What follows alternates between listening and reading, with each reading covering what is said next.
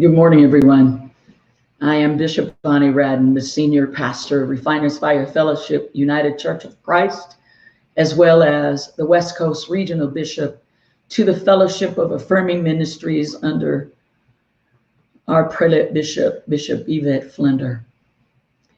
I am today, know that as a pastor, it is Pentecost Sunday. But I also know that as a pastor and as a bishop and as a mother and as a community member, my heart is grieved, my spirit is grieved, my mind is all over the place. And so today, the message that I had planned to pick up from last week, the second part of that, there is no way I could preach it today with what is happening in our world. Last night, as I watched what happened in Los Angeles, my home city that I came from, and then what I watched here in Las Vegas, I saw the cry of people. And I remembered that, Watts in 1965, Detroit in 1967, LA in 92, Ferguson in 2014, and now Minneapolis in 2020. America has been here before. Its treatment of Black people, an open wound to me that is running through a fractured society, exploding periodically into violent confrontation. This time, it was the killing of George Floyd. If you will notice today, I have George Floyd. If you'll notice today, I have 4 names. And as I type those, I'll explain in a moment. At the bottom, I wanted to put who's next. The killing of George Floyd, which has set this country ablaze once again. Another name to be chanted on the streets of and by the people who are sick and tired of being sick and tired. Something has to change. And so today, the 4 names that I have: George Floyd, Memorial Day; Ahmaud Arbery, just a few weeks ago, jogging through a park; Breonna Taylor, who was shot and killed in her own home while police did not announce themselves. And she and her boyfriend thought they were being robbed in the middle of the night. And then Tony McDade, a transgender brother, killed yesterday, I believe, in Texas. Shot in the back. Who now? Who is next? Who is next? I want to ask you today, as you normally do, to ask your family and friends to join us today. Start a watch party. If you're watching us from our YouTube channel, subscribe. But please join us today. Join us today. Join us today. God bless you today as we join. I have 5 wonderful guests with me this morning that I'm incredibly excited about having this morning to speak with us, to share with us, beautiful human beings. I first have Pastor Redeem Robinson from Phoenix, Arizona. I also have Pastor Elliott Summerville from Phoenix, Arizona. I also have Mrs. Rhodes Ford, who is in her own right a wonderful, wonderful human being, an attorney, mother, and also the wife of Aaron Ford, our Attorney General here in Nevada. And also today we have Senator Pat Spearman along with her son, Neanshe Osborne. I'd like to welcome my guests this morning and say thank you for joining me on such a short notice, but I felt that it was imperative for folks to hear your voices. So I want to start out with something right away.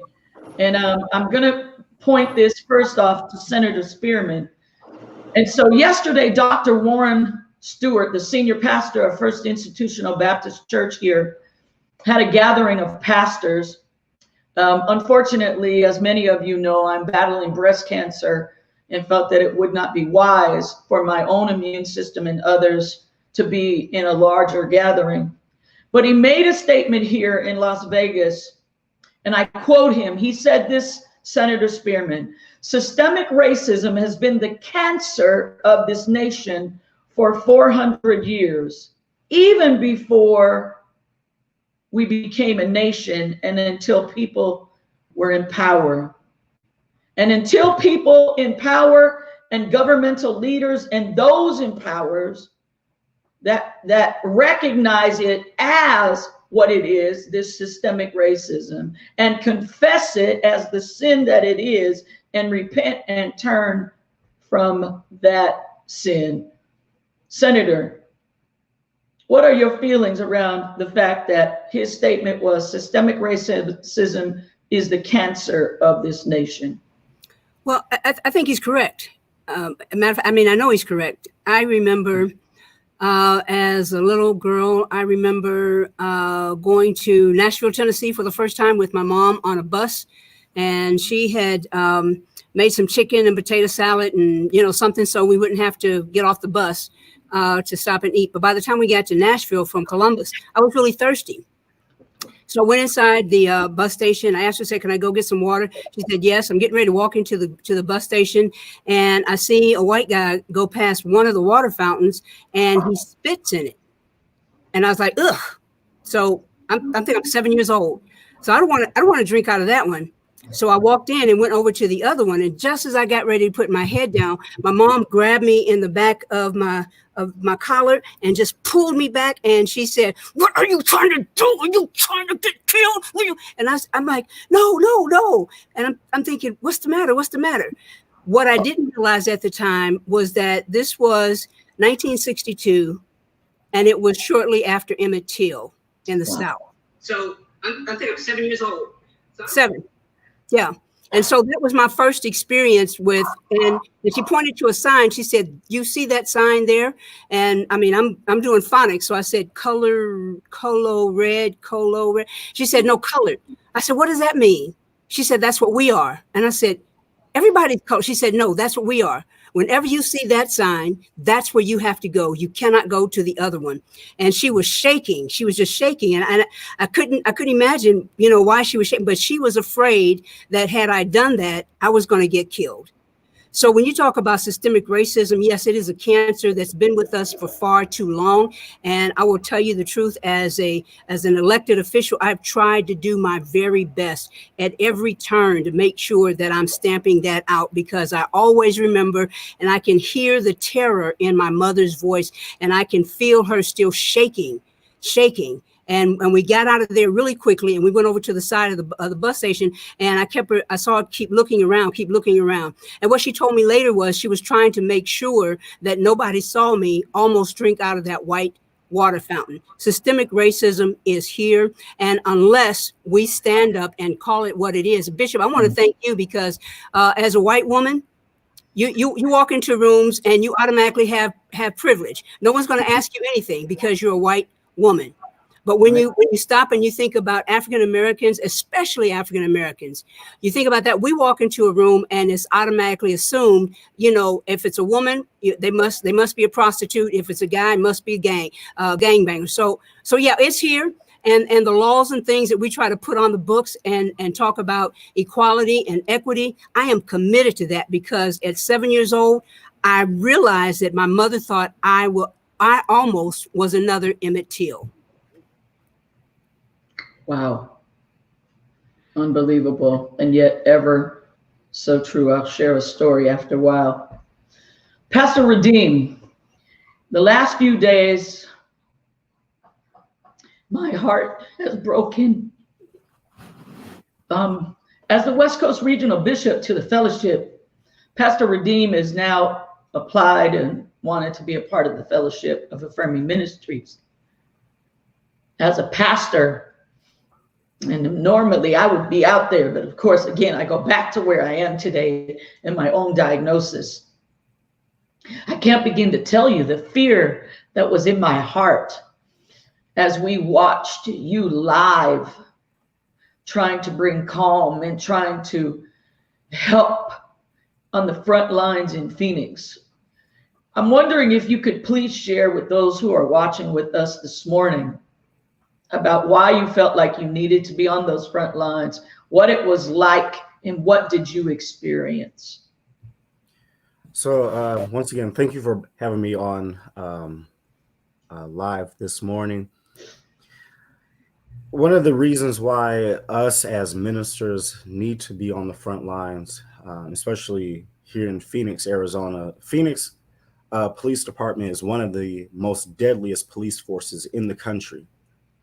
I believe it was back in 2018, Phoenix police had killed more people than any other police department in the country. We had a higher rate of people being murdered by the police than Los Angeles and New York. That's wild. So we're dealing with one of the most deadliest police forces, one of the most militarized police forces in the country. We have about, the first night I went out there, there was probably about maybe 400 or 500 people out there. And I just thought it was imperative, you know, if you're going to protest, protest.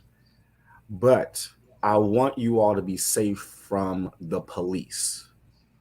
The police were the main aggressor. They were the aggressor. I witnessed for myself. We tried to keep the peace between protesters. We told protesters not to throw water bottles at the police because we know the power that they have. They are a well-armed militia. Let's just be real. And so, you know, as a minister, I think it's really important that we get out of our comfort zone and we go down there when we see trouble, when we see chaos, or when we see, some type of unrest. It is our duty to be down there to assist people. So that's why I and a few other people from our church were down there assisting people who have been tear gassed, who have been hit by bullets, and who have been injured. Our church has came down there with water bottles to make sure that people were hydrated. Our people came down there with milk. For those who don't know, when you get tear gassed, milk is what gets all that out your eyes. So our church was able to come down there with that. We just wanted to make our presence known. And also, I think it's really important that churches, especially Black pastors, actually pastors in general, we are just in the day and age where people who are fighting for justice, they're losing confidence in the church. They have no trust in the church. They don't trust church people. So, you know, and I love the fact that I'm able to have the community's trust. So when I'm down there, people are talking, hey, Reverend Robinson, good to see you. You know, you can't have no other pastor. I mean, yeah, you can have other pastors come down there and do that, but you know, at the same time, they're leery of other pastors and other faith leaders who usually do that, who would come down there. I brought another minister down there, and there's like, who's this guy that you bring? I say, he's good. He's with me. And I've been doing this for years. This is not the first time I've done this. Phoenix has been ground zero for a lot of different actions, protests. We have had several different racist laws, racist leaders who have came through Phoenix, and we have always come together to say that's not acceptable, and to also say that your racism is not welcome here.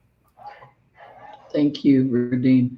I also want to just say that I didn't allow everyone to really introduce themselves, but Pastor Radine is just not another brother out there trying to be radical, but he has also been on the front lines of our political. Why don't you share with them just what you recently did with one of our political candidates, real briefly? Yeah. So I was serving as the deputy political director in Nevada for Tom Steyer recently, and even before that, I was working for Need to Impeach. I was the Southwest organizing manager for Need to Impeach, working on the impeachment um, efforts for the current president. That was also under Tom Steyer. Currently, I'm the Black Outreach campaign manager for Arizona Coalition for Change, which is an organization here in Arizona dedicated to getting Black and Brown people, but mostly Black people in Arizona active and engaged in the political process. Thank you so much, son. Appreciate that. Pastor Elliott, one of the things that I know about you, and I call these brothers my son, Pastor Elliott, you have recently moved to Phoenix, but came from the East Coast and spent a lot of time in Atlanta.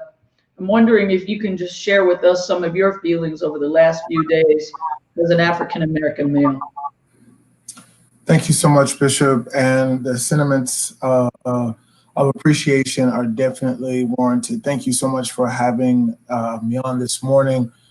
Over the past few days, much like a lot of our country has just been utterly heartbroken. Heartbroken because yet the blood of another person of color has been senselessly spilled on the streets, and the light and life of this individual has been extinguished. Looking at different parts of the country, though I reside currently in the West, I still have a tremendous amount of family and friends and loved ones on the East Coast. And to see the rolling protests that have taken place because of the outcry for the injustice that we've seen between just a few days from just a couple weeks, it literally brings tears to my eyes. I had made a post on Facebook just the other day because it had come to a head for myself. I sat in the parking lot of a store, and I just paused for a moment and just wondered, will I be able to make it back home today? And that was not just being melodramatic, but it was a very real situation because, like Pastor Redeem said, we live in not only one of the most militarized cities that with the police department here in Phoenix, Arizona, but right now everyone seems to be on edge. Everyone seems to be just one incident from making the news headlines. And to be quite honest, one of the things that is transpiring in Atlanta is the fact that we are seeing that more and more. Will Smith made the comment some days ago, and the comment was along the lines of racism has not changed. It's just being more widely seen because everyone has a cell phone with a camera. And I think that was a very true statement because So true. nothing has seemed to change or to lessen or to get better. It's merely the fact that now we can see it more readily because film is being taken. Things are being released into the media, and social media is keeping people connected more readily. Thank you, Pastor, and thank you, son. I'm going to ask Nyanshe. He's a 19-year-old son of Senator Spearman. Good morning. You're not just her son, but you're a wonderful young man. I'm wondering, Nyanshe, this morning, what kind of fear goes through you as you get ready in the morning and get ready to go out? What has been going on in your head right now with all that's been going on in the world? And what happens every day for you? Well, first thing, thanks for having me. And I just want to start by saying I'm applaud, especially by being someone who just graduated high school. My biggest fear of just going to college and even walking to campus and having to be another George Floyd. And there's too many incidents I have seen repeatedly in my life. So just a sense of just tiredness, just shocked, not really knowing what to. I'm really lost for words because I have seen it too many times, and just knowing that I could be next. I always tell my mom that's the biggest fear, because it's nothing more than just you just trying to go to school, or you just trying to be the best you can be, especially with the odds already we have against us as being a young Black man in America. And then on top of that, the stigma of police and what they could do, police brutality. And so me being so close, and as you can see, I have dreadlocks, so I fit the description of somebody who could possibly be that. And so that's my biggest fear. And just, I'm from Louisville, Kentucky, if y'all didn't know. So I don't know if y'all heard about the person out there that was innocently murdered. They ran in her house and shot her 8 times. So in my city, there was rioting, and I have family members. So just really lost for word, Bishop Bonnie, but I just wanted to say thank you for having me, and that's it. Sure, young man. And one of the things that, I get lost for words because I feel like, what do we do? I mean, how do we, man, Lord, I feel like just, God, please bring change. This morning, I particularly wanted to ask Mrs. Rhodes Ford on our show, Rhodes Ford, get that right, on our show this morning, in her own right. If you read anything about her, she's an amazing human being, and I believe an attorney, right? Am I right? That is correct. But I think that one of the reasons that I asked her on the show this morning was wondering what it feels like, what it's like for you as a mother of Black sons, and also a wife of a Black male. What goes through your heart and mind every day, and what's going through your mind right now as we face what we just faced again? So those are tough questions, and it's really hard to describe. And just as a mother, my children like to run. So to see Ahmaud Arbery, shot down as he was just trying to be healthy. Black men can't be healthy. Statistically, as a people, we are typically, overweight. We have diabetes, we have things. And so when we try to correct those systemic diseases, we can't even jog without potentially being shot down. Two of my sons live away from home. They're only home now because of the pandemic. And they like to go jogging in the neighborhood. And I get nervous because I don't know if our neighbors remember them. And so just for them to be able to come home from a jog, it's a blessing. It shouldn't even have to be a blessing. It just, white people don't have to think about if their children go out, are they going to come back? I have to think about, are they going to come back home? If they are not home in the amount of time that I think they should be home, I will send my husband out looking for them, or I will call them on their cell phones. That type of fear is ridiculous. Nobody should have to deal with that. Little things like we took a family walk, and my 15-year-old, as we were walking through the crosswalk, threw a peace sign up at somebody. And I was like, do not ever do that. And he's like, Mom, what's the big deal? And I said, because you don't know who is in that car. And it was a truck. And I'm being a little bit stereotypical, but the people that we see driving trucks around here, the people that we see with the American flags around here, they are a certain type of people. They believe they are patriots. And I don't want my son to ever offend anybody like that. I don't want them to really come in contact with anybody. I'm like, just keep moving, keep your head down, just keep going. Why should we have to teach our sons that? We make our sons dress a certain way. We make our sons look a certain way, and that still doesn't get them any benefit. So it's just very frustrating. I probably shouldn't say this seeing who I'm married to, but I feel helpless. I feel hopeless. And I know great people like Senator Spearman, they do great work. But at the end of the day, I'm a female, but I could be shot down just because of who I am. I don't get any benefit. My sons especially don't get any benefit. They're seen as violent. They're seen as criminals. In the state of Nevada, we had people in full military gear with guns posted up at government centers. Not one thing happened. Those were peaceful protests. But the minute brown and black people show up, there's an immediate,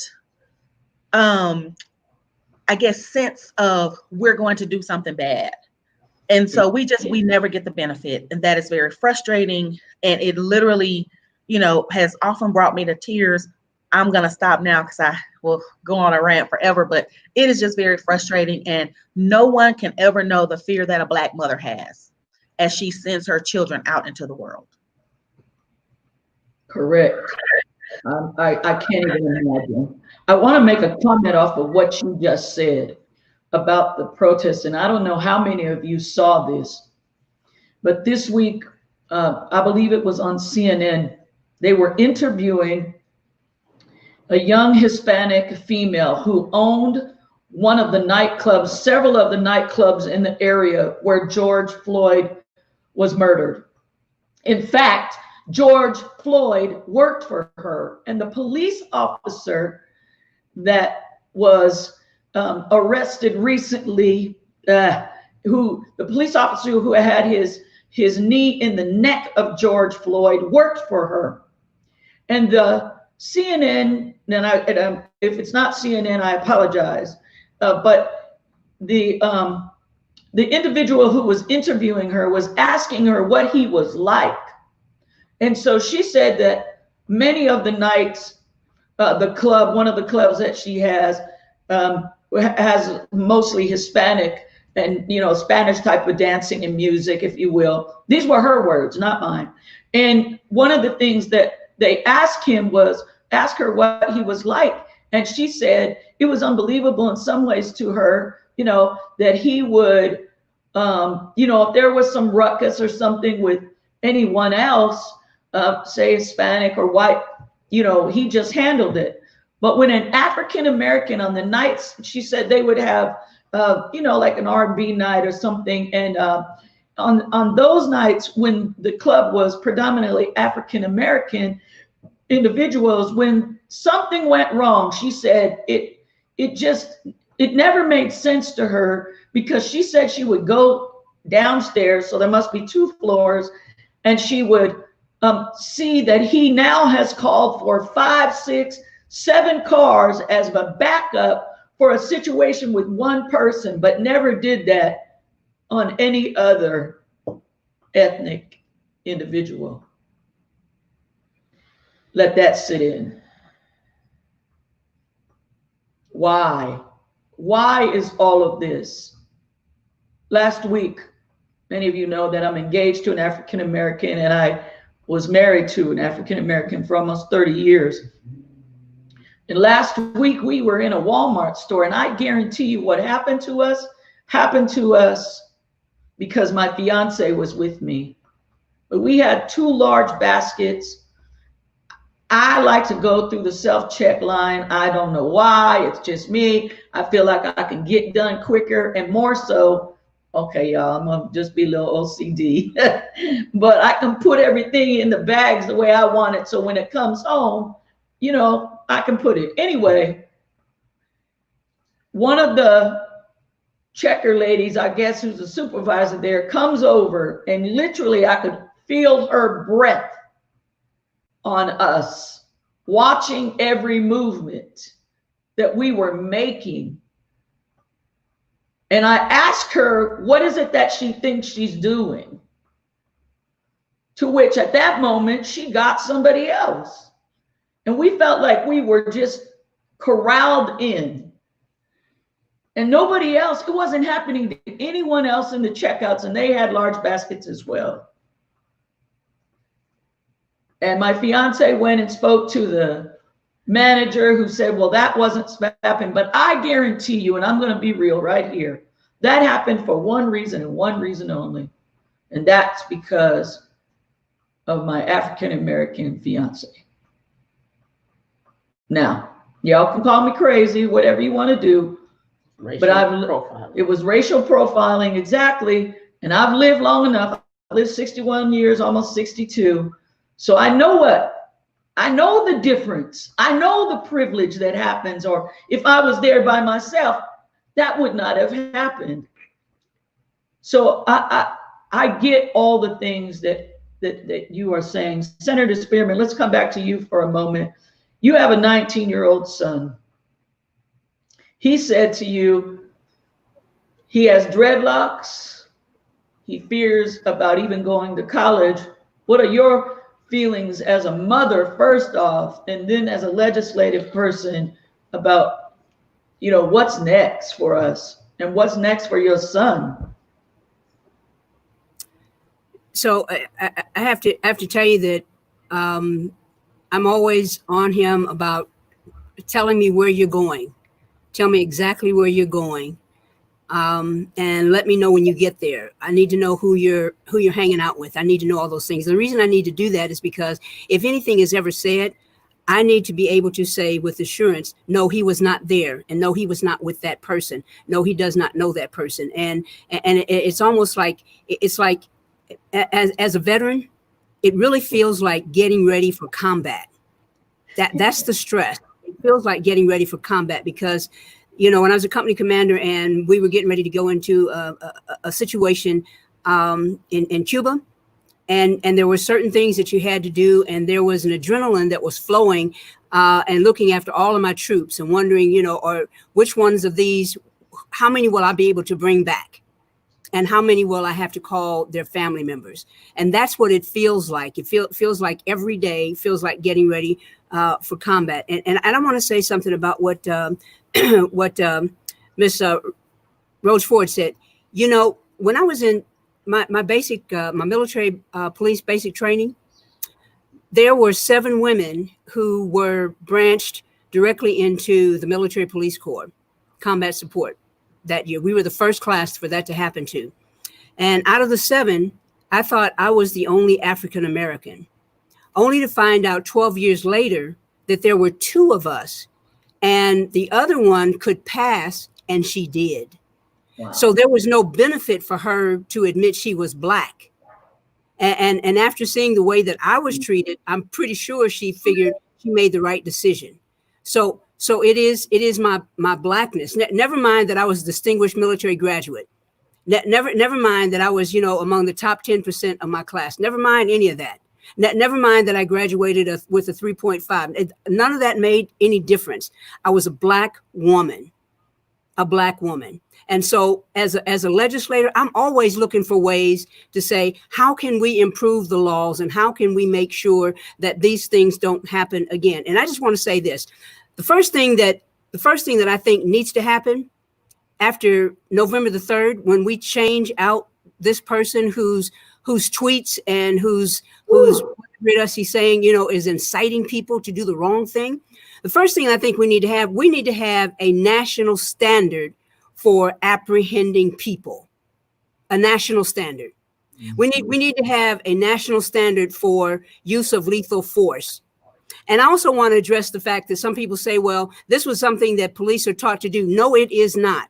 Well, this was a military style. No, it is not. Because I'm telling you, as a military police officer and as someone who has trained other military police in terms of what you do when apprehending and in terms of the law of war, if what that officer did during wartime, he would be taken to The Hague and charged with war crimes. The other thing I want to say, and then I'll just be quiet because it gets me riled up. A few weeks ago, I want to say maybe about a month ago in Texas, there was a gentleman who was executed because he was with some people that admitted that they shot someone. He didn't shoot him, but he was with some people. And in Texas, they said he was still guilty. And so for the people who think those officers that were standing around, somebody somebody should have gone over there and pushed that guy off of him and said, dude, what are you doing? What are you doing? They should have, three other people, they should have tackled him to the ground. That's what they should have done. And so the fact that they were there and they watched, they're complicit. And as far as I'm concerned, whatever they're charged, whatever he's charged with, they need to be charged with too. That is not a maneuver that police are taught to do. And that is not a maneuver that you're taught to do in the military. And if you do it in the military, you're going to be brought up on war crimes, and they're going to send you away. Speak. That's exactly right. And, you know, it is unbelievable to think where we are today in 2020. I was saying this morning, did most of us think on New Year's Eve of 2020, as we were celebrating, that we would first off be going into a pandemic and then still in another pandemic, if you will, if you will. Redeem, I'm wondering how you feel today. I know that you were hit with in trying to keep the peace and ask folks not to throw bottles. I watched him, and please don't send me any text messenger saying your pastor cussed, okay? Jesus cussed. He just said you brought of vipers and you fools. He didn't use certain words, okay? So let that go. If you've got that kind of pressure and you're in that situation and you've just had pepper spray and all these things, those gases on you, watching this young man, you probably cussed too, okay? So let's leave that alone. But Redeem, I'm wondering today, Pastor, how you feel this morning. I know your body's probably, you know, undergone some things physically, but how are you really feeling this morning? So I'll be honest with you. I'm actually, my legs still hurts. I got shot 3 times with pepper balls. The other night, last night they was out there again. It wasn't too bad. Well, actually, I take that back. It was pretty bad out there. I end up leaving probably around 12 o'clock last night. But you know, I'm not a person who has nightmares. And last night I had nightmares of being attacked. So it does something to you mentally. I was also in the military myself. So it kind of brings back some, when you hear like, when you hear the blasts and the gunshots and you know, stuff like that, it kind of brings back some, I bet, some things from the military. So I'm like, oh, all right, this is the U.S. Army all over again. And so right. I'm just praying for myself, you know. And we're praying for you. Other than that, physically, still in pain. Mentally, I believe I can get through this. Well, I want to encourage you. As most of us know, May, and this is the last day of May, is Mental Health Awareness Month and Mental Health Month, to make sure that you are taking care of yourself and seeking the type of help that you need. I want to ask a question, and I hope you all will, and particularly I want to address this to Mrs. Rhodes Ford, and that is this. For the Caucasian individuals that are watching us this morning, who almost are embarrassed to be the race that they are behind all that goes on, what would you say to them today? Well, to the ones who feel almost embarrassed, I would say thank you for your support. Please do not only say that you're embarrassed to us. We often, as the people who are oppressed, don't get to speak on our own behalf. When we speak on our own behalves, it is viewed as race baiting. So we need you to step up and speak out for us. We need you to help us make the change. The oppressed can never make the change on their own. If we could, it would have been changed. So we really need you to step up. And for those, I know a lot of people have family members who support certain people, which means they support certain ideology and certain viewpoints. We need you to speak to them. We need you not to let them pass. It is not okay. So we really just need you to be advocates, and not only to us, we need you to spread the broader message and to help us affect change. Beautiful. And I hope that all of you who are watching heard that and heard that loud and clear, because I do get those comments from folks like, what do I do? And I also want to say thank you for making that statement. I know that yesterday some folks said some things to me and I had to correct them, because what a lot of people who have not gone through what many African Americans have gone through, and I'm talking about most Caucasian folks, and understanding today, well, why are they burning this down, and why would they do this, and why would they do that? I'm wondering, I know what I said to them, and I correct them very much so, but I'm wondering what any of you might say to folks who are saying, yeah, they're doing this. And last night, as I watched in LA, folks going inside stores and taking things. And, I already got a text this morning. Well, what do you think of that, Bishop? I'm wondering what you would say to them about the cry of this of folks today who have destroyed their own communities, if you will. It's open to anybody who will answer that question. So here's what I say. It's the same thing that happened years ago. Before we had Section 8, we had something called projects. Right. And in the projects, they were designed without asking us. They were painted without asking us. They were put places without asking us. There was no say so. When you stop and you look at what's happening, again, people feel like this is the only way that their voice can be heard. Do I condone it? No, I don't. But they feel like this is the only way that their voice can be heard. And to Ms. Rose Ford's point, I think it was Dr. King that said something like this. In the end, it is not the wrongfulness of our enemies, but the silence of our friends that we will remember. And I might have, but that in essence, he's saying all the wrong things that the enemies are doing. Yeah, we won't forget that, but it's also the silence of our friends. And so anyone who is sitting back, and I've made several calls over the last few days, and everybody that I know that I could think of, I called and said, you need to speak up. You need to speak up. This is the same reason that we're always asking men to speak up when you start talking about violence against women. So we need to speak up. And I want to stop here because I know that Nyanshe wanted to share a personal experience. So if that's okay. Absolutely, please. And I wanted to ask him about it, but I didn't want him. So please share your personal experience, Nyanshe. Yes, ma'am, no problem. But before I get into that, just for the Caucasian people who might feel some way, I used to always feel a way in history class of just like when they replayed like history and certain things. I don't know if y'all know the Ku Klux Klan.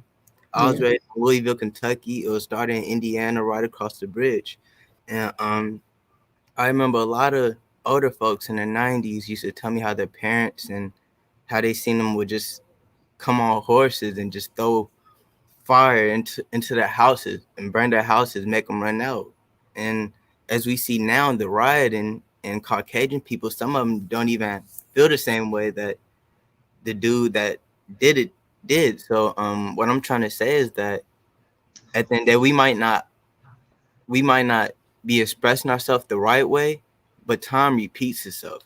Because at the end of the day, it happened in the 1950s, and now it's happening again. But until something changes with the police department, it will always be the same thing. With my case, I had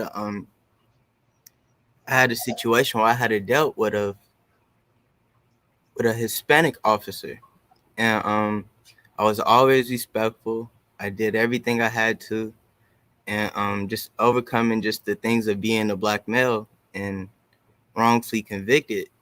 She did something she wasn't supposed to. And so when we see the things and we hear the things of injustice, just being a person who have been through injustice, it's just when you see people abuse their authority, like saying, okay, one day I'm calling you, congratulating you about going to school. Next day I'm coming to get you and taking you to jail. It's like, oh, just because I could do that, I have that authority. So if my husband at home is not agreeing with what I do, I get out the car and I come take you away from your family. And I feel like that's just the thing right there. It's not just a sense of you doing your job. It's a sense of you having the authority to do what you can do or whatever you want. And so people like me, I want to go to college, but I told my mom and others that I'd rather go to online school. At least I don't have the fear of walking to the stop sign and being killed just for nothing, because I breathed the wrong way. And so, like, we have to start speaking up, but we have to say how we feel, you know, and we protest back in the day. More blacks are going to get killed. More people my age and my color will keep dying, because I don't know if it's a repeated cycle or if this is something they have going on in the police department, but this is my only question. How many officers who have killed a young black man innocently have been convicted? And that's all I want to say. And that was my question. I think those are truth. And I'm glad to see Mrs. Rhodes Ford. I saw this morning that your husband, I believe, will be holding a press conference with law enforcement or holding some kind of meeting with them today. And I'm grateful for that. I've had the privilege to meet him and sit with him, and he's an incredible, fair, and wonderful human being. And I'm grateful that God has placed him in that space. I want to ask a couple of things. Number one, and I'll start bringing this to a close. I also want to say that we can offer those of you who are watching, who have undergone trauma. I'm going to, I have a precious sister in my life, Denisha Mingo, who has a mental health clinic here that can offer counseling, and we can get you connected for those of you who are going through trauma right now, who don't know what to do with your feelings and don't know what to do in a very culturally sensitive place. I'm glad to say she serves on my board, and sorry, I was texting her to ask her, is it okay to give her phone number? We'll put that number out in just a moment. I will in a moment, but I'm wondering what your sons are saying, Mrs. Rhodes Ford, and then I'm going to ask Pastor Elliott, as an LGBT man, are there any differences for you? As we know, this African-American transgender individual was killed in Texas on yesterday, I believe it was. If I don't have the day wrong, it was either yesterday or the day before. I believe shot from behind. What are your feelings? And then Ms. Rhodes Ford, if you could share maybe what your sons are saying to you. Yes, Bishop. So thank you for first of all mentioning there will be a town hall today. My husband, the Nevada Attorney General, will be conducting that at 2 p.m. today. You can go to his Facebook page, which is NV Attorney General, Nevada Attorney General, and look at that at 2 p.m. today. It will be on Facebook Live, and you will have an opportunity to submit questions. It will be him along with the, I believe, Sheriff Lombardo here in Clark County, as well as, I believe, Sheriff Soto up in the Reno Washoe area, and a couple of other individuals, including the president of the NAACP. But so in terms of what my sons are saying, they're very frustrated. And my 19-year-old spent probably 2 or 3 hours trying to prove to some of his white friends yesterday why we are not overreacting, why it is important that the police officers be held accountable for their actions, why you can still support police officers, but also hold them accountable, why those two things are not inconsistent, why they can exist at the same time. And just really, so he spent about, 3 hours. We were driving back from Carson City yesterday. He probably spent about 3 hours in deep dialogue and conversation, trying to convince his friends, which I think is commendable, because at one point I just said, why are you even trying to convince them? But he felt it incumbent upon him, and they are the new generation. They will be replacing us soon. So we really do need them to be engaged in the dialogue and being willing to make a difference. My 26-year-old really wanted to go to the, to the protest in Las Vegas. But by the time we got back to Las Vegas, it just would have been too late. And we felt that things probably would have been going into a negative direction if they were going to go in a negative direction last night about the time that we got back. So, but he wrote a great poem, just kind of expressing his feelings about it. The 15-year-old is just trying to figure out what's what. He's my little comedian. So this is the one who threw up, the sign at the people. So he's not really, he's just a kid. He's just really just trying to live his life. And the fact that we even have to have these very serious discussions, he understands on some level, but he's 15. I'm sure he doesn't understand on a higher level. So they are just all concerned, just trying to figure out where we are as a country, and just hoping to make change going forward. Beautiful. Thank you for sharing that. Pastor Elliott? Well, Bishop, after reading a little bit of the story about Tony McDade down in Tallahassee, Florida, and how he was senselessly murdered, it grieves me. It grieves me, coming from Atlanta, where I've done a lot of work in and around and with the transgender community. It still hurts so deeply to know that our siblings are being mishandled because of their gender expression and identity. And to your question, is there any difference for me? No, there isn't, because at the end of the day, there is still an outward view that I am a Black individual. And so with that, the initial thinking of individuals that are out to do me harm just because I'm a Black man, it doesn't matter if I am Christian or Muslim. It doesn't matter if I'm LGBT or heterosexual. It doesn't matter if I'm a son or a father. None of those things matter when they, as the two gentlemen down in Georgia, went hunting, literally, for a man. None of those things matter. And so it is very painful to see when people are so filled with hate and so filled with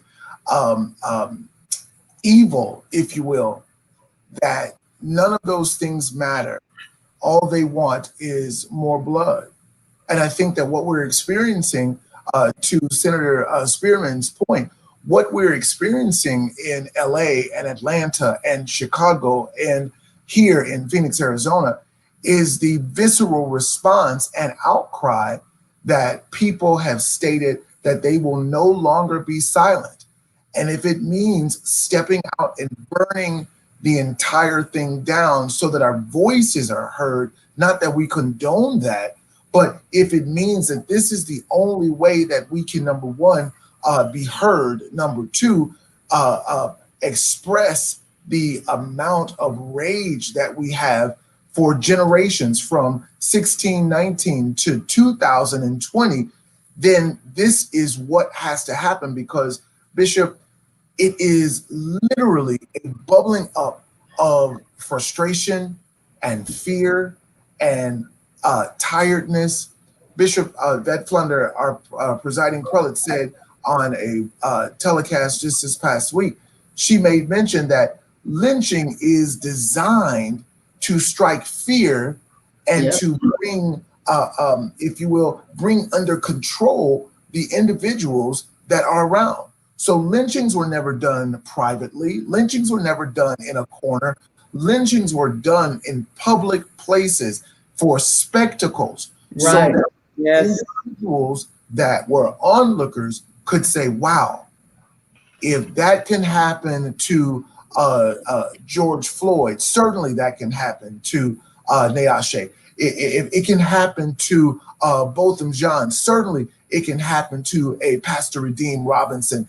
And as a parent of not only a African-American daughter, but a Caucasian son, it absolutely incites me that I have to worry about them both for very different reasons. I see. Couple of questions, Senator, as a military police officer. I believe there's a question around rogue officers. Can she speak to? Can you speak to the good versus the bad police officer? And let me just share something before you do that, because I wanted to say this, and I'm almost ashamed to say this, but when I first started pastoring, there was a young man that I knew who was wanting to become a police officer. He was a Hispanic young man. And I remember them coming to me as his pastor saying, did I think it would change him? And I said, no. Would it change him psychologically? I said, no. A number of years passed, and I was in downtown Los Angeles. As many of you know, it's where I came from before the shooting here in Las Vegas. And I was going to have lunch with him in downtown Los Angeles. Now, here's a young man who's now a police officer with a badge and a gun on his waist. And all of a sudden he said to me, watch this. And all of a sudden he took off running. He grabbed an older Hispanic man and slammed him against a wall, what looked like interrogating him, with the fear on this man's face was unbelievable. I can't begin to tell you how angry I was, how appalled I was. And so when he came back, of course, you know, I about beat the living tar out of him, number one. Number two, I said, that man could have been your own father. And all he was trying to do at that point was to show me power that I didn't even need to see. You know, today, due to some other things, that young man lost his badge and is gone for a period of time, but I believe he's back in some type of law enforcement. But I'll never forget that place, Senator, of power that I saw. I don't even know how to even put words to it. There are a lot of words I have, but I was so upset and so angry that he would do such a thing, number one, to his own race. First off, the man was old enough to not only maybe be his father, but his grandfather. And that, what does he think that he was trying to prove to me?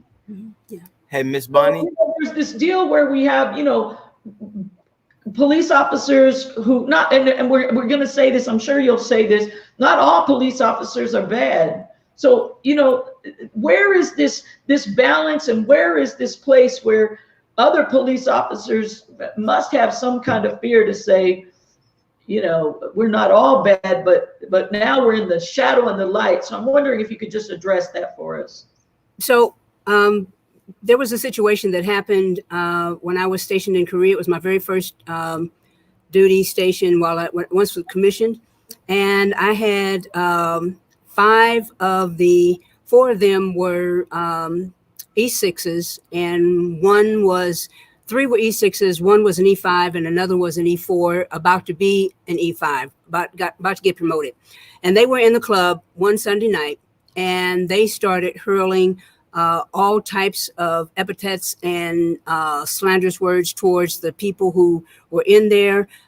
They were Koreans who worked there, but they started treating them like they were Vietnamese, and calling them all types of names. And then they got in a fight. Wow. I was not on duty that night, but the desk sergeant called me and said, "Ma'am," said, "you probably need to come to the station. We have Sergeant so and so," and he gave me all the names. I said, "What did they do?" And when he told me, you know, I grabbed my coat and I went right down to the station, and they're down there trying to tell me, well, they were disrespecting us. I said, how? Well, they were just disrespecting us. And so I got everybody, we got all the statements of the people that were there. And I said to the people who saw it, I said, I need you to tell me the truth, and don't worry about somebody coming back and hurting you for that. Tell me the truth. And once we got to the truth, I brought all of them into my office. I was a second lieutenant at the time. I brought all of them into my office and I told them, I said, listen, based upon what I have seen and what I have heard from these witnesses, and these are sworn statements, let me tell you what's getting ready to happen. I'm going to ask the captain to turn this over to the colonel because you need a field grade Article 15.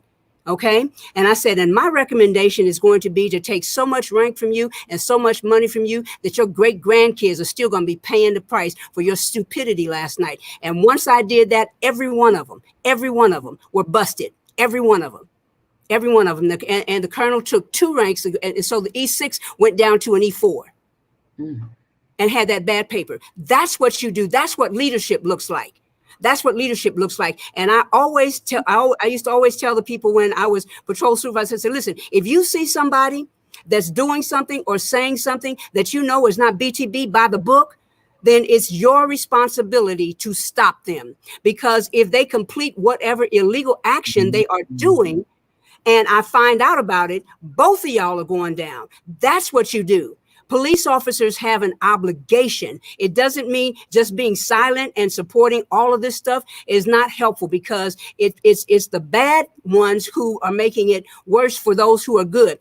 The other day, I had to clean up my refrigerator. You know why? Because I opened it up and I said, what in the world is this smelling in here? And I couldn't see it. And so I pulled everything out until I found out what it was that was smelling. And once I took that out and wiped the refrigerator and cleaned it out and everything, guess what? The smell went away. But if I had left that in there, not only would the refrigerator been smelling, but the food and everything would have gone bad. And so what has to happen right now is good police officers have to understand the rogue officers that did that and that are still doing that are putting a target on their back. They're putting a target on their back because sooner or later, and we've already seen it happen, there will be people who will say, I don't care if I die. And they will ambush them. They will do things to their families. We've got to make sure that those who are treating folks like the murderer who stopped and did that to George Floyd, we've got to make sure that they are gone. They are gone. And my request to anyone who is in a leadership position in a police force is make it clear to people. And if you can't make it clear, the next time it happens, make an example. Because once I did that in Korea, guess what happened? I opened up a can of Act Right on the rest of the platoon, and nobody did anything like that after that because I wanted them to know I ain't playing with y'all. I ain't playing. Hey, Bishop Bonnie, to answer your question about like how you could watch somebody do that. For me, I've seen it all the times. I've seen how, like, for example, COs down at the detention centers, if you would just take one day and go in disguise and see how they treat mental illness people, homeless people, the way they drag them, put them in chairs, kick them, slam them, all type of stuff. It happens every day. Not because they did anything wrong, but they made something trigger them. So at the end of the day, they do this all the time. It's just a matter of fact that you don't see it. So maybe if we could get an inside look on everything that's going on, we could see it because they do it all the time, especially in the jails. It's nothing worse. Like a CO, I mean, not all of them are bad, but some COs, they take their jobs way too seriously and they abuse people. And these are the same people they can't call home. They can't call their family. So, so it's just... it happens all the time. I hear you, son. I hear you. Well, let me try to draw this to a close, although it's really not a close. And I want to say a couple of things. Number one, if you don't think that Jesus was a part of justice, go read the Gospels when he overturned the temple tables. If you don't think that Jesus wasn't into justice, see what he did when they brought the prostitute to him. And he said, he who was without sin, let him cast the first stone. Mm-hmm. Jesus is really about justice. Mm-hmm. And one of the things that I've said my entire life, because I could be overcome and we could be consumed today by the change that needs to happen. And that is this: we can't change the whole world, but we can do something about the one we live in. Mm-hmm. I want to encourage you today, as I'm going to ask for closing comments from my guests today about their recommendations about what folks can do. What can we do? I'm going to suggest today you start by not being silent anymore. We cannot be silent anymore. My good friend, MacArthur Floyd, said this to me one time. And he said, if we don't talk about what's on the menu, we'll find ourselves on the menu. We've got to talk about what's on the menu. So to all of my guests, I'm wondering if you'll just, each one of you, including you, Neanshe, would you please take a moment and what would you suggest all of those who are watching us? We have like over 2,000 folks on our YouTube right now who are watching us. What would you suggest to them today that they can do to begin to bring about change, the right change? Okay, so let's start with you, Mrs. Rhodes Ford. Let's start with you. Thank you, Bishop. So one thing I would say that people need to do is to really get engaged in the political process. There are so many people who say politics doesn't affect me. I'm just not into politics. But as you can see, when you have the right person in office, they can make positive change. And when you have the wrong person in office, they can certainly make a difference. I think this world is in a place we haven't seen probably in 60 years. And I believe that is because of leadership. And so we have got to get involved in the political process, support those people who will support your people, and who will support people in general. So that is what we need from you. That's the one thing I would offer. Beautiful. Pastor Redeem? Yeah, so I just posted about this. It's really imperative right now, especially the pastors, especially the Black pastors. Out here in Phoenix, we have an organization called the African American Christian Clergy Coalition. I think it's imperative, and we're already doing the work. And let me just say this: don't start any new work. Don't start any new work. There are already people that are doing the work. Let's not reinvent the wheel. Join something where people are already doing the work. So right now, out here in Arizona, we have the AACCC for the African American clergy. I strongly suggest that everybody becomes a card-carrying member of the NAACP. It is $30 a year. Be a part of the NAACP. Join an organization. Like I told you, I work for Arizona Coalition for Change, and Our Voice, Our Vote. Our Voice, Our Vote. We are dedicated to civic engagement in the Black community out here in Arizona. Thirdly, register to vote.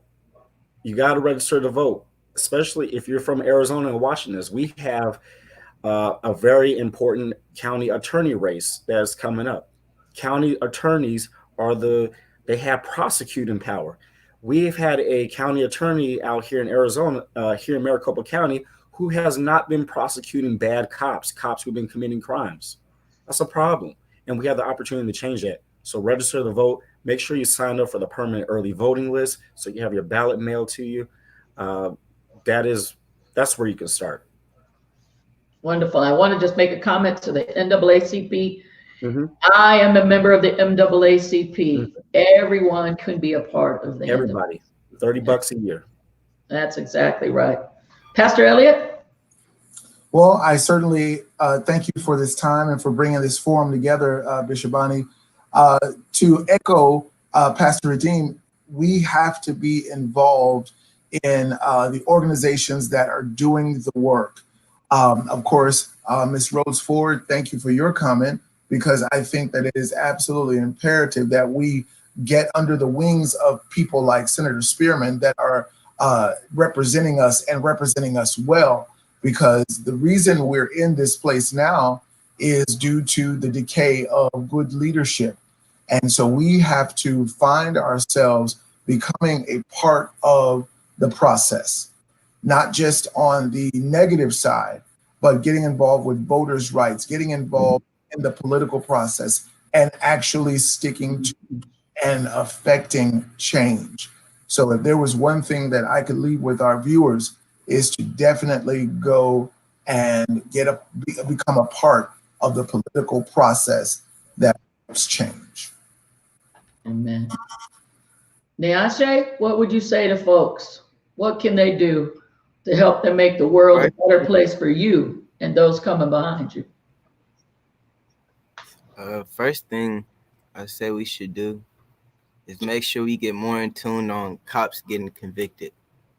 So when they do stuff like this, that could be the first thing, because there's been too many times where people like myself get killed and cops, they go through a trial, but they don't get convicted. If we start seeing cops get convicted and sent to prison, then maybe it could be a change. But if not, then the people gonna have to start taking their constitution in their own hands. Because, we're not doing anything wrong, but that would be the best step, to just take a step forward, to start looking in and just making sure we get conviction on these cops. Just how the federal government and the feds, the DA, they have a 95 conviction rate on the feds on Black people. Let's start doing that on cops. Let's get a conviction rate on them. So, maybe that could change the violence. So that's what I think. Wonderful. And I want to say this now, Shay. I know some of the things that you've gone through. I want to just encourage you, son, that God has not allowed what you have gone through. God didn't let it. I mean, it didn't happen because God said, oh, let me do this. But I think that turning your pain to power, you are a very powerful young man in a whole lot of ways because of the things you have gone through. And as wrong, and as horrific and tragic as they have been, this world is a better place because of you and because of what you have gone through. And I pray that you will turn all of those things into your power today. Senator, what are some of your closing remarks? Yeah, I want to say this to Pastor Elliott Summerville's point. Elections matter. Elections matter, because I can guarantee you that if Attorney General Ford was still in the Senate, I can guarantee you that there would not be a town hall this afternoon. I will guarantee you that. When you talk about, the county attorney who hasn't brought anybody to justice, and I say to people all the time, the presidential race matters. Yes, it does. Yes, it does. I'm wearing a Kamala Harris t-shirt today, but the presidential election matters.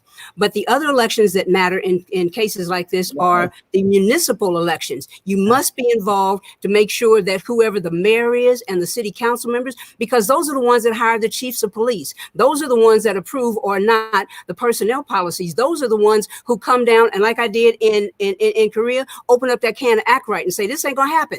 This ain't going to happen. You got to make sure. And the judges are very important, because they're the ones that will be presiding over the cases. They're the ones that will decide whether an objection stands or not. They're the ones that are going to be reading to the jury the instructions. You got to make sure that the district attorneys are somebody who understand the difference between right and wrong. And lastly, let me say this. Make sure that the people who are elected right now, if they are not speaking out and speaking up on your behalf, especially if they are not African American, especially if they're not African, if they're not speaking up and speaking out, or if they're doing it in a timid fashion, you need to tell them, better check yourself before you wreck yourself. Okay, we ain't gonna have this no more. We're not gonna have milquetoast people standing up there making all these promises. Like Kamala said, come to the churches, and we know you ain't been there in a year because you can't clap in time. We're not gonna have this anymore. You're gonna come to our neighborhoods. You're gonna see what's going on, and you're gonna understand the pain that we have. We've got to make sure that we hold people accountable. This is serious, folks. It's serious, folks. We need to go to the ballot in November, and that's where we make our voices heard. Everybody who is protesting, I'm going to challenge you. Not only join the NAACP, but I'm going to challenge you, all the pastors. If you have a business, make sure that you check with whoever your elections person is and find out what you need to do so that you can register people to vote. Because I guarantee you, when we start putting up the numbers and making sure that people know that we are registered to vote, I will guarantee you that stuff will start changing. What happened last night, when you look at Minneapolis with the peaceful protesters, with the media out there and they're shooting tear gas, that is not right. That is not right.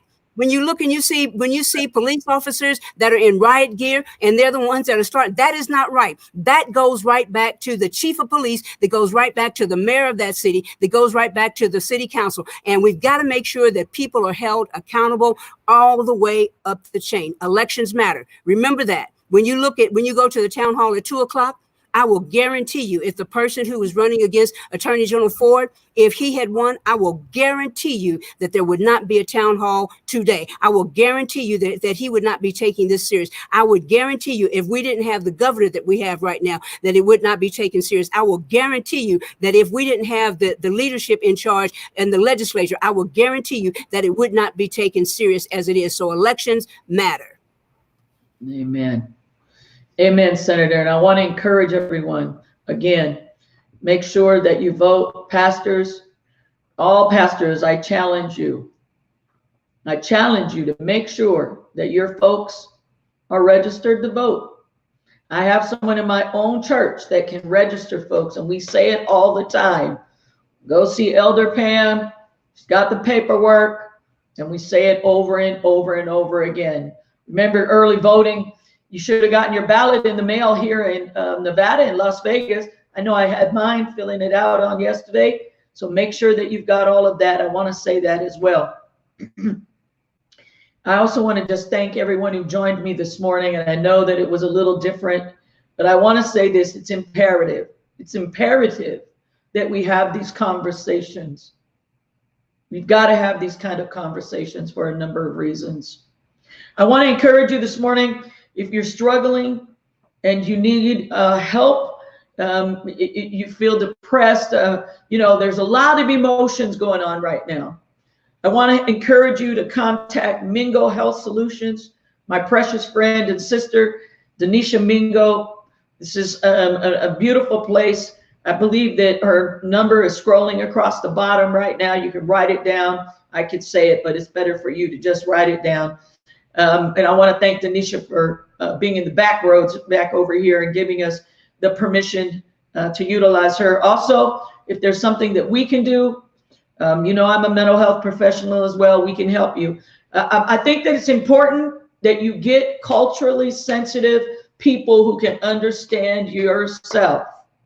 So please, Denisha Mingo is a African-American sister. If you're watching us and you're African-American, she can get you where you need to be. And she's very anointed. So please contact Mingo Health Solutions, number one. Number two, I want to say something to the elections, because not only are the elections important, but are those who are running, those who are coming up to run, like Senator Spearman, have to raise funds. We've got to support them financially.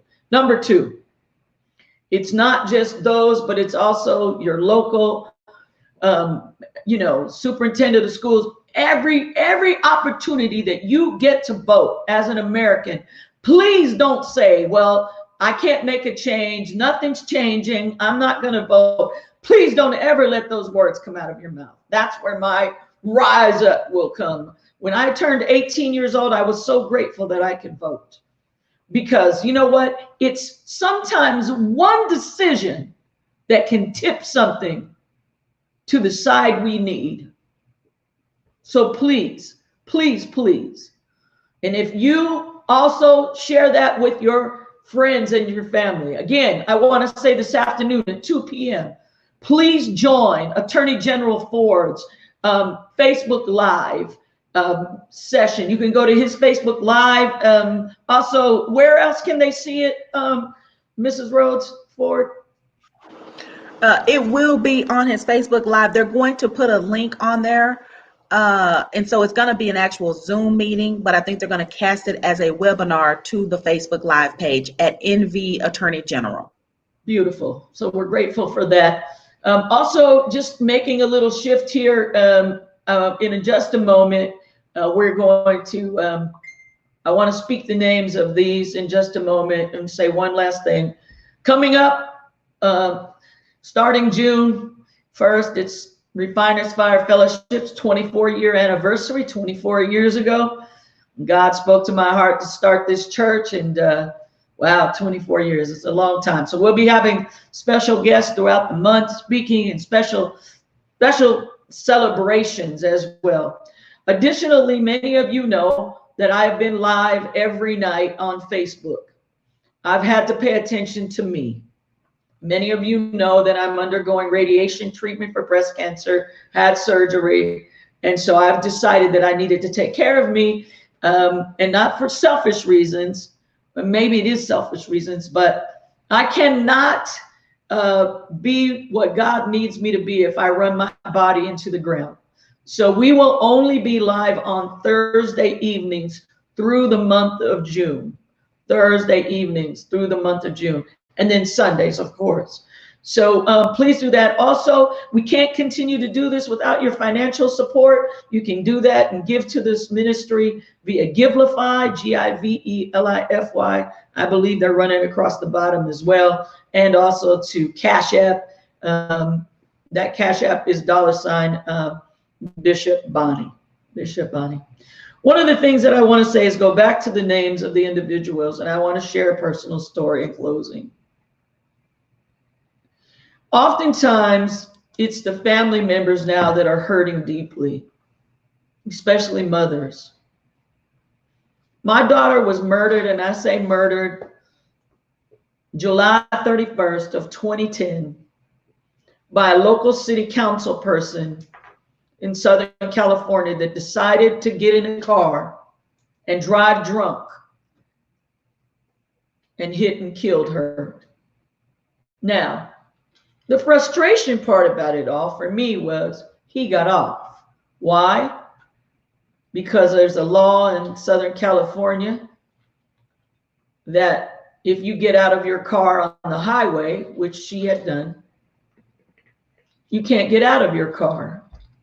And I say, what do you do if it's broke down? Sit there all night, it's in the middle of the night. But he got off. I want to say this. It's the murders. But as I was looking at the family members and the mothers, and I know those of you who are parents on this line can understand that when injustice doesn't happen, it's really hard. Really, really hard. When this man should have been charged with murder for my daughter's death, but was only charged with the DUI. Because of, and let's just get real. For me, it was because of his prestige, where he lived in Palos Verdes. He had money, we didn't. I could go on and on. But the reality is this. There are a lot of hurting parents who haven't gotten justice for their children. I don't want that to happen again for another parent. Again, you've heard some of the things that we can do to make a difference by my panel guests. Again, in closing, I want to thank you for joining me, each one of you.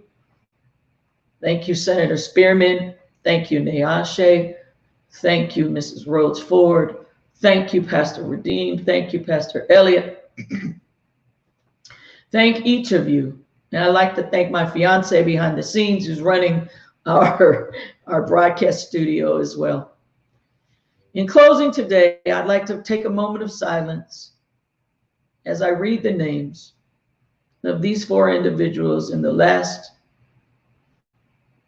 60 days who tragically have been murdered that should not have. Many of them had much life still to live. You heard Mrs. Rhodes Ford say that her own sons try to stay in shape and jog. Ahmed Osbury, jogging through a park. Come on, man. Breonna Taylor, asleep. And they had already arrested who they needed to arrest, but busted down their apartment door. And George Floyd on the ground begging for his life. I find it very interesting that all week long, my Apple Watch every hour tells me to breathe. Spins a little thing and says, breathe. That's all George Floyd was asking for, is to breathe. And finally, our transgender brother, Tony. Tragic. So we speak their names. We speak their names. We speak their names.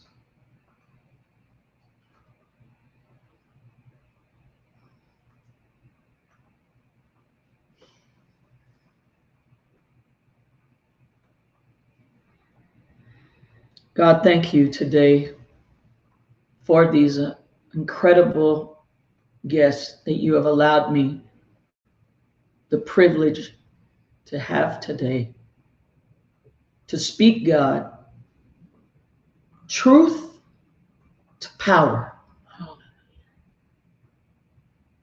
And I ask you today, in the way, God, that you know how to do it, yes, God, that you would allow these words that have been spoken to echo in the hearts and minds of those who are listening. Yes, God.